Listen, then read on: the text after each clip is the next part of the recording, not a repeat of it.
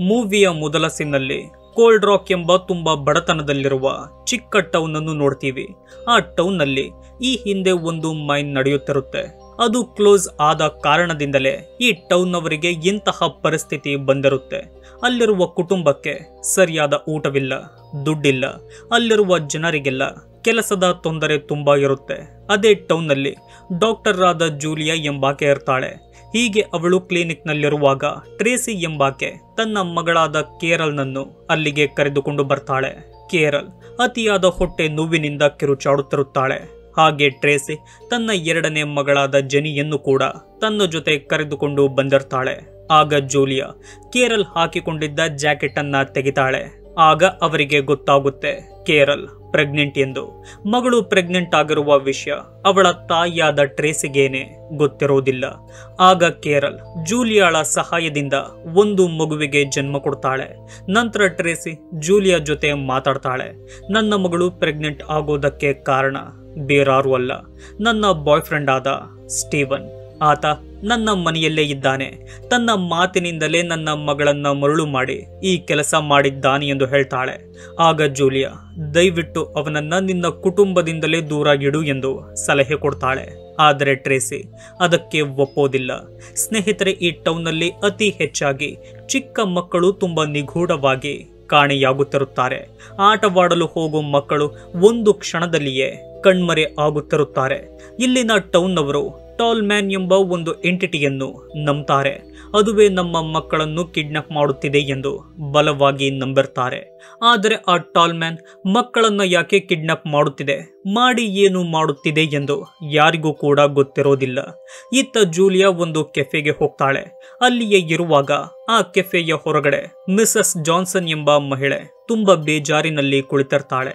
ಸ್ನೇಹಿತರೆ, ಈಕೆಯ ಮಗನೂ ಕೂಡ ಟಾಲ್ ಮ್ಯಾನ್ ನಿಂದ ಕಾಣೆಯಾಗಿರ್ತಾನೆ. ಆಗ ಹೊರಗೆ ಹೋಗುವ ಜೂಲಿಯಾ ಅವಳಿಗೆ ಕಾಫಿ ಕೊಡ್ತಾಳೆ. ಅವಳನ್ನು ನೋಡುವ ಜಾನ್ಸನ್ ಅದನ್ನ ತೆಗೆದುಕೊಳ್ಳದೆ ಅಲ್ಲಿಂದ ಹೊರಟೋಗ್ತಾಳೆ. ನಂತರ ಜೂಲಿಯಾ ಕೇರಲ್ನನ್ನು ನೋಡಲು ಅವಳ ಮನೆಗೋಗ್ತಾಳೆ. ಅಲ್ಲಿದ್ದ ಸ್ಟೀವನ್ ಜೊತೆ ಅವನು ಮಾಡಿದ್ದ ಕೆಲಸಕ್ಕೆ ಜಗಳ ಮಾಡ್ತಾಳೆ. ನಂತರ ಟ್ರೇಸಿಯನ್ನ ಮೀಟ್ ಮಾಡ್ತಾಳೆ. ಆಗ ಅವಳೇಳ್ತಾಳೆ, ಕೇರಲ್ನನ್ನು ನಾನು ನನ್ನ ತಂಗಿಯ ಮನೆಗೆ ಅವಳ ಮಗುವಿನ ಜೊತೆಗೆ ಕಳಿಸಿದ್ದೀನಿ ಎಂದು. ಆಗ ಜೂಲಿಯಾ ಟ್ರೇಸಿಯ ಮತ್ತೊಬ್ಬಳು ಮಗಳಾದ ಜೆನಿಯ ಜೊತೆ ಮಾತಾಡ್ತಾಳೆ. ಸ್ನೇಹಿತರೆ, ಜೆನಿಗೆ ಮಾತು ಬಂದರೂ ಮಾತಾಡೋದನ್ನ ನಿಲ್ಲಿಸಿರ್ತಾಳೆ. ಜೆನಿ ಏನೇ ಮಾತಾಡಬೇಕೆಂದರೂ ಡೈರಿಯ ಮೂಲಕ ಮಾತಾಡ್ತಾಳೆ. ಹಾಗೆ ಅವಳಿಗೆ ಡ್ರಾಯಿಂಗ್ ಮಾಡೋದೆಂದರೆ ತುಂಬಾ ಇಷ್ಟವಿರುತ್ತೆ. ಅವರ ಮಾತಿನಿಂದ ಗೊತ್ತಾಗುತ್ತೆ ಈ ಇಬ್ಬರಿಗೂ ಕೂಡ ಸ್ಟೀವನ್ ಎಂದರೆ ಸ್ವಲ್ಪವೂ ಇಷ್ಟ ಇಲ್ಲ ಎಂದು. ಆಗ ಜೆನಿ ಡೈರಿಯ ಮೂಲಕ ನಾನು ಟಾಲ್ ಮ್ಯಾನ್ ಅನ್ನು ನೋಡಿದ್ದೀನಿ ಎಂದು ಅವಳು ಬರೆದಿರುವ ಒಂದು ಚಿತ್ರವನ್ನ ಜೂಲಿಯಾಗೆ ತೋರಿಸ್ತಾಳೆ. ನಂತರ ಜೂಲಿಯಾ ಅಲ್ಲಿಂದ ನೇರವಾಗಿ ತನ್ನ ಮನೆಗೋಗ್ತಾಳೆ. ಸ್ನೇಹಿತರೆ, ಜೂಲಿಯಾಗೆ ಡೇವಿಡ್ ಎಂಬ ಮಗ ಇರ್ತಾನೆ. ಅವನನ್ನು ಕೇರ್ ಮಾಡುತ್ತಿದ್ದ ನ್ಯಾನಿಯಾದ ಕ್ರಿಸ್ಟಿನ್ ಕೂಡ ನಮಗೆ ಪರಿಚಯವಾಗ್ತಾಳೆ. ಕ್ರಿಸ್ಟಿನ್ ಹಾಗೂ ಜೂಲಿಯಾ ಫ್ರೆಂಡ್ಸ್ಗಳ ರೀತಿ ಇರ್ತಾರೆ. ಡೇವಿಡ್ ತುಂಬಾ ಇಂಟೆಲಿಜೆಂಟ್ ಆದ ಕ್ರಿಯೇಟಿವ್ ಹುಡುಗನಾಗಿರ್ತಾನೆ. ಹೀಗೆ ಊಟ ಆಗಿ ಜೂಲಿಯಾ ಡೇವಿಡ್ ನನ್ನ ಮಲಗಿಸಿ ಅವನ ರೂಮ್ನಿಂದ ಹೊರಗೆ ಬರ್ತಾಳೆ. ಆಗ ಕ್ರಿಸ್ಟಿನ್ ಡ್ರಿಂಕ್ಸ್ ಅನ್ನು ತೆಗೆದುಕೊಂಡು ಬರ್ತಾಳೆ. ಇಬ್ಬರು ಒಟ್ಟಿಗೆ ಸ್ವಲ್ಪ ಡ್ರಿಂಕ್ಸ್ ಮಾಡಿ ನಂತರ ಜೂಲಿಯಾ ಒಂದು ಬುಕ್ ಅನ್ನ ಓದಲು ಕೋರ್ತಾಳೆ. ನಂತರ ಅಲ್ಲಿಯೇ ಮಲಗ್ತಾಳೆ. ತುಂಬಾ ಸಮಯದ ನಂತರ ಒಂದು ಶಬ್ದದಿಂದ ಎಚ್ಚರವಾಗ್ತಾಳೆ. ಎದ್ದು ನೋಡಿದರೆ ಕ್ರಿಸ್ಟಿನ್ನ ಕೈಕಾಲನ್ನು ಕಟ್ಟಿದ್ದ ಯಾರೋ ಅವಳಿಗೆ ರಕ್ತ ಬರುವ ಹಾಗೆ ಹೊಡೆದಿರ್ತಾರೆ.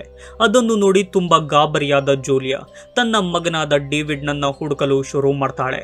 ನೋಡಿದರೆ ಡೇವಿಡ್ ಎಲ್ಲೂ ಕಾಣೋದಿಲ್ಲ. ಆಗ ಅವಳಿಗೆ ಒಬ್ಬ ವ್ಯಕ್ತಿ ಡೇವಿಡ್ ನನ್ನ ಕಿಡ್ನಾಪ್ ಮಾಡಿಕೊಂಡು ವ್ಯಾನ್ ನಲ್ಲಿ ಎತ್ತಿಕೊಂಡು ಹೋಗುತ್ತಿರೋದು ಕಾಣುತ್ತೆ. ಆಗ ಓಡೋಗುವ ಜೂಲಿಯಾ ತನ್ನ ಮಗನನ್ನು ಉಳಿಸಿಕೊಳ್ಳಲು ತುಂಬಾ ಪ್ರಯತ್ನ ಪಡ್ತಾಳೆ. ಈ ಸಮಯದಲ್ಲಿ ಅವಳಿಗೆ ಗಾಯಗಳಾಗುತ್ತೆ. ಒಂದು ಜಾಗದಲ್ಲಿ ಆ ವ್ಯಾನ್ ನಿಲ್ಲುತ್ತೆ. ಆಗ ಕೂಡಲೇ ಆಕೆ ಅಲ್ಲಿಯೇ ಮರೆಯಾಗ್ತಾಳೆ. ಡ್ರೈವರ್ ಸೀಟ್ನಿಂದ ಒಬ್ಬ ಕಪ್ಪು ಬಟ್ಟೆ ಹಾಕಿಕೊಂಡಿದ್ದ ವ್ಯಕ್ತಿ ಹೊರಗೆ ಬರ್ತಾನೆ. ಅವನಿಗೆ ತಿಳಿಯದಂತೆ ಜೂಲಿಯಾ ವಿಂಡೋದಿಂದ ನೋಡಿದಾಗ ಅಲ್ಲಿಯೇ ಡೇವಿಡ್ ಮಲಗಿರೋದು ಅವಳಿಗೆ ಹೊರಗಿನಿಂದ ಕಾಣುತ್ತೆ. ಆಗ ಅಲ್ಲಿಯೇ ಇದ್ದ ಒಂದು ನಾಯಿ ಅವಳ ಮೇಲೆ ಅಟ್ಯಾಕ್ ಮಾಡುತ್ತೆ. ಆಗ ಜೂಲಿಯಾ ಕಲ್ಲಿನಿಂದ ಅದಕ್ಕೆ ಹೊಡಿತಾಳೆ. ಆಗ ಅಲ್ಲಿಗೆ ಬರುವ ಕಿಡ್ನಾಪರ್ ಜೂಲಿಯಾಗೆ ಹೊಡೆದು ವ್ಯಾನ್ ನಲ್ಲಿ ಲಾಕ್ ಮಾಡ್ತಾನೆ. ಅವನ ನಾಯಿಯನ್ನು ಕೂಡ ಕಾವಲಿಗಾಗಿ ಅಲ್ಲೇ ಇರಿಸ್ತಾನೆ. ಆಗ ಜೂಲಿಯಾ ಆ ನಾಯಿಯ ಬಗ್ಗೆ ತಲೆ ಕೆಡಿಸಿಕೊಳ್ಳದೆ ಡ್ರೈವ್ ಮಾಡುತ್ತಿದ್ದ ಕಿಡ್ನಾಪರ್ನ ಮೇಲೆ ಅಟ್ಯಾಕ್ ಮಾಡ್ತಾಳೆ. ಹೀಗೆ ಮಾಡಿದ ಕಾರಣ ಆಕ್ಸಿಡೆಂಟ್ ಆಗುತ್ತೆ. ಆದರೆ ಯಾರ ಪ್ರಾಣಕ್ಕೂ ಏನೂ ಆಗೋದಿಲ್ಲ. ಆಗ ಡೇವಿಡ್ ಹೊರಗೆ ಬರ್ತಾನೆ. ಅವನನ್ನ ಕಿಡ್ನಾಪರ್ ಎತ್ತಿಕೊಂಡು ಅಲ್ಲಿಂದ ಹೊರಟೋಗ್ತಾನೆ. ಇದನ್ನೆಲ್ಲ ಜೆನಿ ಒಂದು ಜಾಗದಿಂದ ನೋಡುತ್ತಿರುತ್ತಾಳೆ. ಇತ್ತ ಜೂಲಿಯಾ ಆ ವ್ಯಾನ್ನ ಹಿಂದಿನ ಡೋರ್ ತೆಗೆದು ಹೊರಗೆ ಬರ್ತಾಳೆ. ತನ್ನ ಮಗನನ್ನು ಎಲ್ಲ ಕಡೆ ಹುಡುಕಾಡ್ತಾಳೆ. ಹೀಗೆ ಹುಡುಕುತ್ತಾ ಕಾಡಿನ ಒಳಗೋಗ್ತಾಳೆ. ಎಲ್ಲಿಯೂ ಡೇವಿಡ್ ಸಿಗೋದಿಲ್ಲ. ನಂತರ ಒಂದು ರೋಡ್ ಸಿಗುತ್ತೆ. ಅಲ್ಲಿಯೇ ಅತಿಯಾಗಿ ಗಾಯಗೊಂಡು ಸುಸ್ತಾಗಿದ್ದ ಜೂಲಿಯಾ ಆ ರೋಡ್ನಲ್ಲಿಯೇ ಮಲಗ್ತಾಳೆ. ಆಗ ಅಲ್ಲಿಗೆ ಪೊಲೀಸ್ ಕಾರ್ ಬರುತ್ತೆ. ಅವಳನ್ನು ಕರೆದುಕೊಂಡು ಆ ಟೌನ್ನಲ್ಲಿದ್ದ ಕೆಫೆಗೆ ಹೋಗ್ತಾರೆ. ಜೂಲಿಯಾಗಿರುವ ಸ್ಥಿತಿಯನ್ನು ನೋಡಿದ ಅಲ್ಲಿನ ಜನರು ಏನಾಯ್ತೆಂದು ಕೇಳ್ತಾರೆ. ಹಲವಾರು ಪ್ರಶ್ನೆಗಳನ್ನ ಕೇಳಲು ಶುರು ಮಾಡ್ತಾರೆ. ಆದರೆ ಜೂಲಿಯಾ ಏನು ಕೂಡ ಉತ್ತರ ಕೊಡೋದಿಲ್ಲ. ಆಗ ಆ ಕೆಫೆಯ ಓನರ್ ಜೂಲಿಯಾಗೆ ಬಟ್ಟೆಯನ್ನ ಕೊಡ್ತಾಳೆ. ನಂತರ ಅವಳನ್ನ ವಾಶ್ರೂಮ್ಗೆ ಕಳಿಸ್ತಾಳೆ. ಅಲ್ಲಿರುವ ಜನರೆಲ್ಲ ತುಂಬಾ ಸೀರಿಯಸ್ ಆಗಿರ್ತಾರೆ. ಅವರ ಜೊತೆ ಪೊಲೀಸ್ ಆಫೀಸರ್ ಕೂಡ ಇರ್ತಾನೆ.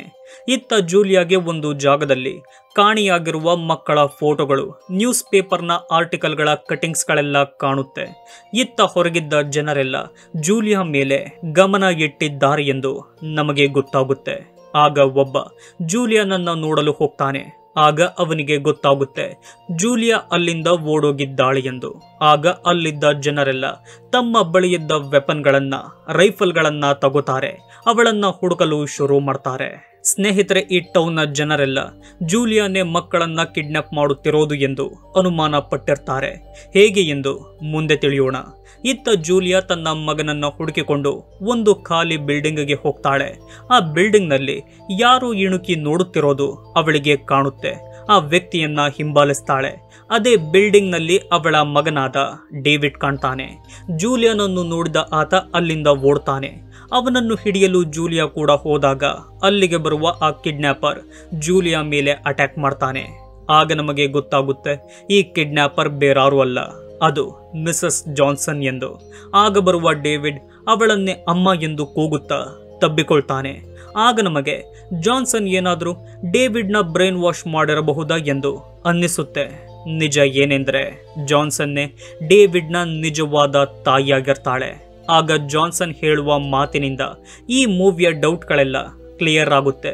ಸ್ನೇಹಿತರ ಟಾಲ್ಮ್ಯಾನ್ನಿಂದ ಜಾನ್ಸನ್ನ ಮಗನಾದ ಡೇವಿಡ್ ಕಾಣೆಯಾಗಿರ್ತಾನೆ. ಆಗ ಜಾನ್ಸನ್ ಅವನಿಗಾಗಿ ಪ್ರತಿದಿನ ಎಲ್ಲ ಕಡೆ ಹುಡುಕಾಡುತ್ತಿರುತ್ತಾಳೆ. ಹೀಗೆ ಹುಡುಕುತ್ತಾ ಆಕೆ ಜೂಲಿಯಾಳ ಮನೆಯ ಬಳಿ ಬರ್ತಾಳೆ. ಆಗ ಜಾನ್ಸನ್ಗೆ ಅವಳ ಮನೆಯ ಕಿಟಕಿಯ ಬಳಿ ತನ್ನ ಮಗ ಕಾಣ್ತಾನೆ. ಆಗ ಅವಳಿಗೆ ಗೊತ್ತಾಗುತ್ತೆ ಈ ಜೂಲಿಯಾ ನನ್ನ ಮಗನನ್ನು ಕಿಡ್ನಾಪ್ ಮಾಡಿದ್ದಾಳೆ ಎಂದು. ಆಗ ಅವಳು ನೇರವಾಗಿ ಕೆಫೆಗೆ ಹೋಗ್ತಾಳೆ. ಅಲ್ಲಿದ್ದವರಿಗೆಲ್ಲ ಜೂಲಿಯಾ ಮಾಡಿರುವ ಕೆಲಸವನ್ನ ಹೇಳ್ತಾಳೆ. ಆಗ ಅವರೆಲ್ಲ ಈ ಟೌನ್ನಲ್ಲಿ ಕಾಣಿಯಾಗುತ್ತಿರುವ ಮಕ್ಕಳನ್ನೆಲ್ಲ ಈ ಜೂಲಿಯಾನೇ ಕಿಡ್ನಾಪ್ ಮಾಡುತ್ತಿರೋದು ಎಂದು ಅಂದುಕೊಳ್ತಾರೆ. ಆಗ ಜಾನ್ಸನ್ ನಮ್ಮ ಟೌನ್ನ ಮಿಕ್ಕ ಮಕ್ಕಳೆಲ್ಲ ಎಲ್ಲಿ ಎಂದು ಕೇಳ್ತಾಳೆ. ಆಗ ಜೂಲಿಯಾ ಹೇಳ್ತಾಳೆ ಅವರೆಲ್ಲರನ್ನು ಟಾಲ್ಮ್ಯಾನ್ಗೆ ಕೊಟ್ಟಿದ್ದೀನಿ ಎಂದು. ಆ ಮಾತನ್ನು ಕೇಳಿ ತುಂಬಾ ಕೋಪ ಮಾಡಿಕೊಳ್ಳುವ ಜಾನ್ಸನ್ ಅವಳಿಗೆ ಹೊಡಿತಾಳೆ. ಆಗ ಅಲ್ಲಿಗೆ ಡೇವಿಡ್ ಬರ್ತಾನೆ. ಆಗ ಜೂಲಿಯಾ ಜಾನ್ಸನ್ಗೇನೆ ಹೊಡಿತಾಳೆ. ತುಂಬಾ ಭಯಪಡುವ ಡೇವಿಡ್ ಅಲ್ಲಿನ ಒಂದು ಕ್ಲೋಸೆಟ್ನಲ್ಲಿ ಬಚ್ಚಿಟ್ಟುಕೊಳ್ತಾನೆ. ಆಗ ಬರುವ ಜೂಲಿಯಾ ಕೊನೆಗೂ ಅವನನ್ನ ಪತ್ತೆ ಮಾಡಿ ಹೊರಗೆ ಕರೆದುಕೊಳ್ತಾಳೆ. ಅದೇ ಸಮಯಕ್ಕೆ ಜೆನಿ ಬರ್ತಾಳೆ. ಮಕ್ಕಳನ್ನು ಕಿಡ್ನಾಪ್ ಮಾಡುತ್ತಿರುವುದು ಈ ಜೂಲಿಯಾನೇ ಎಂದು ತಿಳಿಯದ ಆಕೆ ಡೇವಿಡ್ನನ್ನ ಕರೆದುಕೊಂಡು ಹೋಗಲು ಅವಳಿಗೆ ಸಹಾಯ ಮಾಡ್ತಾಳೆ. ಹೀಗೆ ಅವರು ಡೇವಿಡ್ನನ್ನು ಕರೆದುಕೊಂಡು ಮನೆಗೆ ಬರ್ತಾರೆ. ಅವನನ್ನು ನೋಡಿದ ಕ್ರಿಸ್ಟಿನ್ ಡೇವಿಡ್ನನ್ನು ಮನೆಯ ಒಳಗೆ ಕರೆದುಕೊಂಡು ಹೋಗ್ತಾಳೆ. ಆಗ ಜೆನಿ ಡೈರಿಯ ಮೂಲಕ ಹೇಳ್ತಾಳೆ ಕ್ರಿಸ್ಟಿನ್ನೇ ಟಾಲ್ಮ್ಯಾನ್ ನನ್ನು ಮನೆಗೆ ಕೂಗಿರಬಹುದು ಎಂದು. ಅದೇ ಸಮಯದಲ್ಲಿ ಕ್ರಿಸ್ಟಿನ್ ಡೇವಿಡ್ಗೆ ಒಂದು ಡ್ರಗ್ ಅನ್ನು ಇಂಜೆಕ್ಟ್ ಮಾಡ್ತಾಳೆ. ಆಗ ನಮಗೆ ಗೊತ್ತಾಗುತ್ತೆ ಜೂಲಿಯಾ ಜೊತೆ ಈಕೆಯೂ ಕೂಡ ಕಿಡ್ನಾಪ್ಗಳಲ್ಲಿ ಭಾಗಿಯಾಗಿದ್ದಾಳೆ ಎಂದು. ನೆಕ್ಸ್ಟ್ ಡೇ ಜೂಲಿಯಾ ಮನೆಯ ಮುಂದೆ ಟೌನ್ನ ಜನರು ತುಂಬಲು ಶುರು ಮಾಡ್ತಾರೆ. ಕಲ್ಲಿನಿಂದ ಅವಳ ಮನೆಗೆ ಹೊಡಿತಾರೆ. ಆಗ ಬರುವ ಪೊಲೀಸ್ ಅವಳನ್ನು ಅರೆಸ್ಟ್ ಮಾಡಿ ಕರೆದುಕೊಂಡು ಹೋಗ್ತಾರೆ. ಅವಳು ಹೋಗುತ್ತಿದ್ದ ಪೊಲೀಸ್ ಕಾರ್ನ ಮೇಲೆಯೂ ಕಲ್ಲನ್ನ ಎಸೆಯಲು ಶುರು ಮಾಡ್ತಾರೆ. ಇದರಿಂದ ಜೂಲಿಯಾಗೆ ತುಂಬಾ ಏಟಾಗುತ್ತೆ. ನಂತರ ಪೊಲೀಸ್ ಟೀಮ್ ಅವಳ ಮನೆಯನ್ನ ಪೂರ್ತಿಯಾಗಿ ಸರ್ಚ್ ಮಾಡ್ತಾರೆ. ಎಷ್ಟೇ ಹುಡುಕಿದರೂ ಅವರಿಗೆ ಯಾವ ಮಕ್ಕಳು ಕೂಡ ಸಿಗೋದಿಲ್ಲ. ಅದೇ ಮನೆಯಲ್ಲಿ ಒಂದು ಸೀಕ್ರೆಟ್ ದಾರಿ ಕಾಣುತ್ತೆ. ಅಲ್ಲೋದಾಗ ಅವರಿಗೆ ಒಂದು ದೊಡ್ಡ ಟನಲ್ ಪತ್ತೆಯಾಗುತ್ತೆ. ಅದು ತುಂಬಾ ದೊಡ್ಡದಾದ ಕೇವ್ನ ರೀತಿ ಇರುತ್ತೆ. ಜೂಲಿಯಾ ಮನೆಯಲ್ಲಿದ್ದ ಕ್ರಿಸ್ಟಿನ್ ನೇಣು ಹಾಕಿಕೊಂಡು ಆತ್ಮಹತ್ಯೆ ಮಾಡಿಕೊಳ್ತಾಳೆ. ಈ ವಿಷಯ ಜೂಲಿಯಾಗೆ ಗೊತ್ತಾಗುತ್ತೆ. ನಂತರ ಪೊಲೀಸರು ಜೂಲಿಯಾ ಜೊತೆ ಮಾತಾಡ್ತಾರೆ. ನಿನ್ನ ಗಂಡ ಯಾರು? ಮಕ್ಕಳನ್ನು ಯಾಕೆ ನೀನು ಕಿಡ್ನಾಪ್ ಮಾಡುತ್ತಿದ್ದೆ? ನಿನ್ನ ಮನೆಯಲ್ಲಿರುವ ಟನಲ್ ಬಗ್ಗೆ ಎಲ್ಲ ಹೇಳು ಎಂದು ಹಲವಾರು ಪ್ರಶ್ನೆಗಳನ್ನ ಕೇಳ್ತಾರೆ. ಆಗ ಜೂಲಿಯಾ ಹೇಳ್ತಾಳೆ, ನನಗೂ ಹಾಗೂ ನನ್ನ ಗಂಡನಿಗೆ ಮಕ್ಕಳಿರಲಿಲ್ಲ. ಮಕ್ಕಳೆಂದರೆ ನನಗೆ ತುಂಬಾ ಇಷ್ಟ ಇತ್ತು. ಅದಕ್ಕಾಗಿ ನಾನು ಮಕ್ಕಳನ್ನು ಕಿಡ್ನಾಪ್ ಮಾಡಲು ಶುರು ಮಾಡಿದೆ. ನಂತರ ಅವರನ್ನು ಕೊಂದು ಆ ಟನಲ್ನಲ್ಲಿಯೇ ಅವರನ್ನೆಲ್ಲ ಹೂತಾಕಿದ್ದೀನಿ ಎಂದು ಹೇಳ್ತಾಳೆ. ಆ ಮಾತನ್ನು ಕೇಳಿದ ಆಫೀಸರ್ಸ್ಗಳಿಗೆ ದೊಡ್ಡ ಶಾಕ್ ಆಗುತ್ತೆ. ಕೂಡಲೇ ಆತ ಆ ಟನಲ್ಗೆ ಹೋಗಿ ಮಕ್ಕಳ ಶವದ ಹುಡುಕಾಟವನ್ನ ನಡೆಸ್ತಾರೆ. ಎಷ್ಟೇ ಹುಡುಕಿದರೂ ಆ ಜಾಗದಲ್ಲಿ ಯಾವುದೇ ಮಕ್ಕಳ ಸುಳಿವು ಸಿಗೋದಿಲ್ಲ. ಆಗ ಪೊಲೀಸರು ಜಾನ್ಸನ್ಗೆ ಕಾಲ್ ಮಾಡಿ ಅಲ್ಲಿಗೆ ಕರೆಸ್ತಾರೆ. ಅವಳು ಕೂಡ ಜೂಲಿಯಾ ಜೊತೆ ಮಾತಾಡ್ತಾಳೆ. ಆಗ ಆಕೆ ನನ್ನ ಮಗ ಡೇವಿಡ್ ಹಾಗೂ ಮಿಕ್ಕ ಮಕ್ಕಳೆಲ್ಲ ಎಲ್ಲಿ ಎಂದು ಕೇಳ್ತಾಳೆ. ಆಗಲೂ ಜೂಲಿಯಾ ಹೇಳೋದು ಒಂದೇ, ಅವರನ್ನೆಲ್ಲ ಕೊಂದು ಹೂತಾಕಿದ್ದೀನಿ ಎಂದು. ಇತ್ತ ಜೆನಿಯ ತಾಯಿಯಾದ ಟ್ರೇಸಿ ಅವಳ ಬಾಯ್ ಫ್ರೆಂಡ್ ಆದ ಸ್ಟೀವನ್ ಜೊತೆ ಜಗಳ ಮಾಡ್ತಾಳೆ. ಅವರಿಬ್ಬರೂ ಕೂಡ ಡ್ರಿಂಕ್ಸ್ ಮಾಡಿರ್ತಾರೆ. ಆಗ ಜೆನಿ ಅವನಿಂದ ತನ್ನ ತಾಯಿಯನ್ನು ರಕ್ಷಿಸಲು ಪ್ರಯತ್ನ ಪಡ್ತಾಳೆ. ಆಗ ಅವನು ಜೆನಿಗೇನೆ ಹೊಡೆಯಲು ಹೋಗ್ತಾನೆ. ನಂತರ ಟ್ರೇಸಿ ಹಾಗೂ ಸ್ಟೀವನ್ ಇಬ್ಬರು ಕೂಡ ಏನೂ ಆಗೆ ಇಲ್ಲವೆಂಬಂತೆ ನಗಲು ಶುರು ಮಾಡ್ತಾರೆ. ಅವರ ವಿಚಿತ್ರ ವರ್ತನೆಯಿಂದ ಜೆನಿಗೆ ತುಂಬಾ ದುಃಖವಾಗುತ್ತೆ. ಅದೇ ಬೇಜಾರಿನಲ್ಲಿ ಆಕೆ ಒಂದು ಜಾಗದಲ್ಲಿ ಇರುವಾಗ ಅಲ್ಲಿಗೆ ಟಾಲ್ ಮ್ಯಾನ್ ಬರ್ತಾನೆ. ಬಂದ ಆತ ನೋಡುತ್ತಿದ್ದಂತೆಯೇ ಜೆನಿಯನ್ನು ಕಿಡ್ನಾಪ್ ಮಾಡ್ತಾನೆ. ಸ್ನೇಹಿತರೆ, ಈ ಟಾಲ್ ಮ್ಯಾನ್ ಬೇರಾರು ಅಲ್ಲ, ಆತ ಜೂಲಿಯಾಳ ಗಂಡನೇ ಆಗಿರ್ತಾನೆ. ಸ್ನೇಹಿತರೆ, ಈತ ಮಕ್ಕಳನ್ನ ಕಿಡ್ನಾಪ್ ಮಾಡಿ ಅವರನ್ನು ಒಂದು ಜಾಗದಲ್ಲಿ ಇರಿಸ್ತಾನೆ. ಅವರಿಗೆ ಹೊಸ ಬಟ್ಟೆಗಳನ್ನ ನೀಡಿ ಹಾಗೆಯೇ ಅವರಿಗೆ ಹೊಸ ಐಡೆಂಟಿಟಿಯನ್ನು ಕೊಟ್ಟು ಹೊಸ ಕುಟುಂಬಕ್ಕೆ ಸೇರಿಸೋದೆ ಇವನ ಕೆಲಸವಾಗಿರುತ್ತೆ. ಹೀಗೆ ಜೆನಿಯನ್ನು ಕೂಡ ಒಂದು ಆರ್ಗನೈಸೇಷನ್ಗೆ ಒಪ್ಪಿಸ್ತಾನೆ. ಆಗ ಆಕೆ ಟಾಲ್ ಮ್ಯಾನ್ಗೆ ದುಡ್ಡನ್ನ ಕೊಡಲು ಹೋಗ್ತಾಳೆ. ಆದರೆ ಎಷ್ಟೇ ಪ್ರಯತ್ನ ಪಟ್ಟರೂ ಆತ ಆ ದುಡ್ಡನ್ನು ತೆಗೆದುಕೊಳ್ಳೋದೇ ಇಲ್ಲ. ಇತ್ತ ಜೂಲಿಯಾ ಜೈಲಿನಲ್ಲಿ ಕೆಟ್ಟ ದಿನಗಳನ್ನ ಕಳಿತಾಳೆ. ಅಲ್ಲಿದ್ದ ಕೈದಿಗಳೆಲ್ಲ ಅವಳಿಗೆ ಕೆಟ್ಟ ಮಾತುಗಳಿಂದ ಅತಿಯಾದ ನೋವು ಮಾಡುತ್ತಿರುತ್ತಾರೆ. ಅವಳಿಗೆ ಬೇಬಿ ಕಿಲ್ಲರ್ ಎಂಬ ಹೆಸರನ್ನು ಕೊಡ್ತಾರೆ.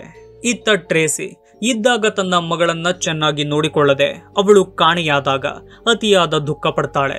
ಆಗ ನಮಗೆ ಒಂದು ಬೇರೆ ದೇಶದಲ್ಲಿರುವ ಜೆನಿಯನ್ನ ತೋರಿಸಲಾಗುತ್ತೆ.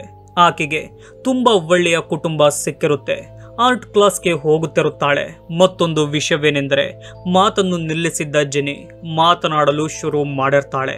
ಹೀಗೆ ಜೆನಿ ಆರ್ಟ್ ಕ್ಲಾಸ್ಗೆ ಹೋಗುವಾಗ ಅವಳಿಗೆ ಮತ್ತೊಂದು ಹೊಸ ಕುಟುಂಬದಲ್ಲಿರುವ ಡೇವಿಡ್ ಕಾಣ್ತಾನೆ. ಆತ ಆ ಕುಟುಂಬದಲ್ಲಿ ತುಂಬಾ ಸಂತೋಷವಾಗಿರ್ತಾನೆ. ಅಲ್ಲಿಗೆ ಟಾಲ್ ಮ್ಯಾನ್ ಮೂವಿಯನ್ನ ಎಂಡ್ ಮಾಡಲಾಗಿದೆ. ಸ್ನೇಹಿತರೆ, ಸರಿಯಾದ ದುಡ್ಡಿಲ್ಲದೆ, ಇರಲು ಮನೆ ಇಲ್ಲದೆ, ಊಟವಿಲ್ಲದ ಕುಟುಂಬಗಳಿರುವ ಟೌನ್ಗೆ ಜೂಲಿಯಾ ಹಾಗೂ ಅವಳ ಗಂಡ ಡಾಕ್ಟರ್ಗಳಾಗಿ ಬರ್ತಾರೆ. ಮಕ್ಕಳ ಭವಿಷ್ಯ ಕಣ್ಣ ಮುಂದೆಯೇ ಹಾಳಾಗುತ್ತಿದ್ದರು. ಅದರ ಬಗ್ಗೆ ತಲೆ ಕೆಡಿಸಿಕೊಳ್ಳದ ಕುಟುಂಬದವರು ಅವರ ಪಾಡಿಗೆ ಇರೋದನ್ನ ನೋಡಿ ತುಂಬಾ ಬೇಜಾರಾಗ್ತಾರೆ. ತಮ್ಮ ಕೈಲಾದ ಮಟ್ಟಿಗೆ ಸಹಾಯವನ್ನ ಮಾಡಿದರು. ಆ ಮಕ್ಕಳ ಭವಿಷ್ಯ ಸರಿಯಾಗೋದಿಲ್ಲ. ಆಗ ಅವರಿಬ್ಬರು ಒಂದು ನಿರ್ಧಾರ ಮಾಡ್ತಾರೆ. ಒಂದು ಆರ್ಗನೈಸೇಷನ್ ಅಲ್ಲಿ ಕೈ ಜೋಡಿಸಿ ಬಡ ಮಕ್ಕಳನ್ನ ರೆಸ್ಕ್ಯೂ ಮಾಡುವ ಕೆಲಸಕ್ಕೆ ಮುಂದಾಗ್ತಾರೆ. ಜೂಲಿಯಾಳ ಗಂಡ ಮಕ್ಕಳನ್ನ ಕಿಡ್ನಾಪ್ ಮಾಡಿ ಮನೆಗೆ ತೆಗೆದುಕೊಂಡು ಬಂದರೆ ಮನೆಯಲ್ಲಿದ್ದ ಜೂಲಿಯಾ ಹಾಗೂ ಕ್ರಿಸ್ಟಿನ್ ಮಕ್ಕಳನ್ನ ನೋಡಿಕೊಂಡು ಅವರಿಗೆ ಕೆಲವು ಇಂಜೆಕ್ಷನ್ಗಳನ್ನು ಕೊಟ್ಟು ಅವರ ಕುಟುಂಬವನ್ನ ಮರೆಸುವ ಕೆಲಸ ಮಾಡ್ತಾರೆ. ನಂತರ ಆ ಮಕ್ಕಳನ್ನು ಟನಲ್ನ ಮೂಲಕ ಮತ್ತೊಂದು ಜಾಗಕ್ಕೆ ತಲುಪಿಸ್ತಾರೆ. ಸ್ನೇಹಿತರೆ, ಇವರು ಮಾಡುತ್ತಿರೋದು ತಪ್ಪೇ ಆಗಿದ್ದರೂ ಆ ತಪ್ಪಿನಲ್ಲೂ ಸರಿ ಇರುತ್ತೆ. ಮಕ್ಕಳ ಭವಿಷ್ಯದ ಮೇಲೆ ಗಮನ ಕೊಡದ ಹೆತ್ತವರು ಸುಮ್ಮನಾದರೂ ಜೂಲಿಯಾ ಹಾಗೂ ಅವಳ ಗಂಡ ಸುಮ್ಮನೆ ಆಗೋದಿಲ್ಲ. ಈ ರೀತಿಯಾಗಿ ಅವರು ತಂದೆ ತಾಯಿಯ ಪ್ರೀತಿಯನ್ನು ನೋಡದ ಮಕ್ಕಳನ್ನು ಒಳ್ಳೆಯ ಕುಟುಂಬಕ್ಕೆ ಸೇರಿಸಲು ಶುರು ಮಾಡಿರ್ತಾರೆ. ಎಲ್ಲಿ ಆ ಮಕ್ಕಳನ್ನ ಹುಡುಕುತ್ತಾರೋ ಎಂಬ ಭಯದಲ್ಲೇ ಜೂಲಿಯಾ ಆ ಮಕ್ಕಳನ್ನೆಲ್ಲ ಸಾಯಿಸಿದ್ದೀನಿ ಎಂದು ಕೊಲೆಗಾತಿ ಪಟ್ಟವನ್ನ ಹೊತ್ತುಕೊಳ್ತಾಳೆ. ಶಿಕ್ಷೆಯನ್ನ ಕೂಡ ಅನುಭವಿಸಲು ಸಿದ್ಧಳಾಗ್ತಾಳೆ. ಈ ಕಪಲ್ಸ್ನಿಂದ ಒಳ್ಳೆ ಕುಟುಂಬಕ್ಕೆ ಸೇರಿದ ಕೊನೆಯ ಹುಡುಗಿ ಜೆನಿಯಾಗಿರ್ತಾಳೆ. ಸ್ನೇಹಿತರೆ, ಈ ನನ್ನ ಎಕ್ಸ್ಪ್ಲೇನ್ ನಿಮಗೆ ಇಷ್ಟವಾಗಿದೆ ಎಂದುಕೊಳ್ತೀನಿ. ಇಷ್ಟವಾಗಿದ್ದರೆ ಈ ವಿಡಿಯೋಗೆ ಲೈಕ್, ಶೇರ್, ಕಮೆಂಟ್ ಮಾಡಿ. ಇದೇ ರೀತಿಯ ವಿಡಿಯೋಗಳಿಗಾಗಿ ನಮ್ಮ ಚಾನಲ್ ಅನ್ನು ಸಬ್ಸ್ಕ್ರೈಬ್ ಮಾಡಿಕೊಳ್ಳಿ. ಹೊಸ ವಿಡಿಯೋಗಳ ನೋಟಿಫಿಕೇಶನ್ಗಾಗಿ ಬೆಲ್ ಐಕಾನ್ ಅನ್ನು ಕ್ಲಿಕ್ ಮಾಡಿ. ವಿಡಿಯೋ ನೋಡಿದ್ದಕ್ಕೆ ಧನ್ಯವಾದಗಳು.